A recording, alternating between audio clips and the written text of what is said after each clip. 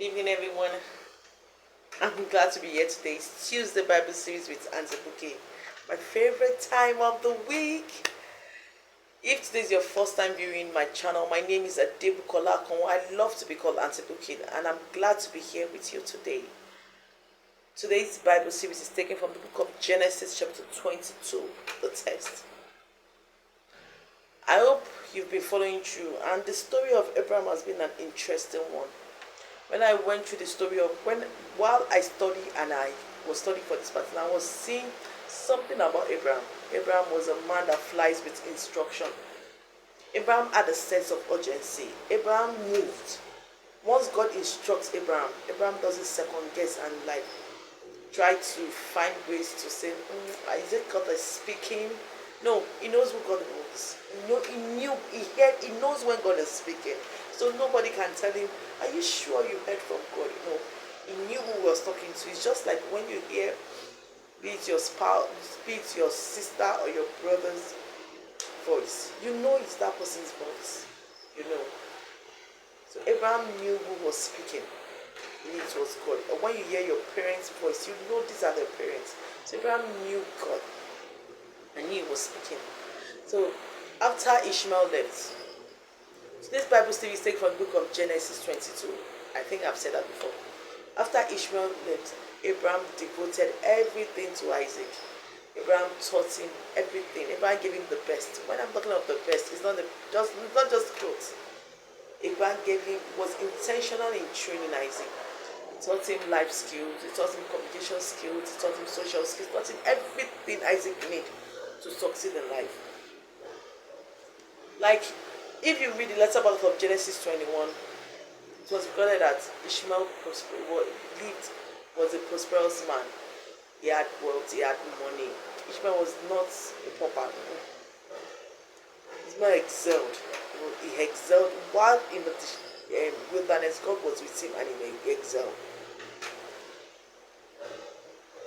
But it was at the place of prayer. Abraham was a man that talks to God. And when you hear people saying Abraham and God talks, that means Abraham pray to God.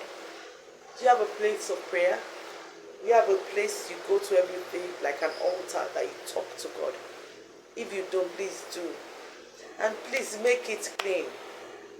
Like when Moses saw the burning bush, God said, make this thing clean. So I'm not saying you don't wear your slippers or shoes, but I'm just saying, keep the place clean. Always make it clean. Your place of prayer, your altar. So Abraham had his place of prayer. Abraham was prayed to God. It was that time when he was talking to God. And God told him, Abraham, take Isaac your son and go and sacrifice him in the mountain I will show you. The next morning, Abraham flied with the instruction. You know who this person is? Isaac, his son. Abraham flied with instruction. Took firewood. Two servants were helping him with the firewood. They carried firewood. He did everything. So Isaac looked at his father and was like, Dad, we have fire, we have wood, but there is no lamb for sacrifice. And Abraham said, my son, don't worry. God will provide the lamb of sacrifice. Let's go. And they moved and they were going. After a while, Abraham told the servant to stay back. And him and Isaac alone went. When the servants went back, I wonder what was going on Isaac's head. I wonder what he was thinking about. He didn't object. Abraham was over 100 years old. Isaac did not run away when his father tied his hand. Isaac laid himself on the altar. There's something Abraham has told Isaac, that even at the point of death, Isaac was not ready to say anything. He just stood like a lamb and was ready to be sacrificed by his father because his hand was tied. He was sitting on the wood and he understood what sacrifice means. And he did not run away. Of course, he could have run away. The father would be able to catch up with him. Isaac did not run. Isaac laid himself on the altar and waited. Abraham was not thinking about, this is Isaac, this is the promised child. Abraham was just thinking, I have to obey God. I have to do what God asked me to do. And he took the knife and wanted to stab Isaac. And he heard the voice. Don't kill that boy. Abraham. Abraham, indeed you are a man after God's heart. Now I know that you fear God, because you have not withheld your son, your only son, from me. And God said, look there. So when God told him he should go to a particular mountain, God had prepared a lamb of sacrifice. The same way last week, when Abraham sent Ishmael and Hagar away, God had prepared a well. The same way, when God told Abraham to sacrifice Isaac on that mountain he will show him, God had prepared his own lamb of sacrifice.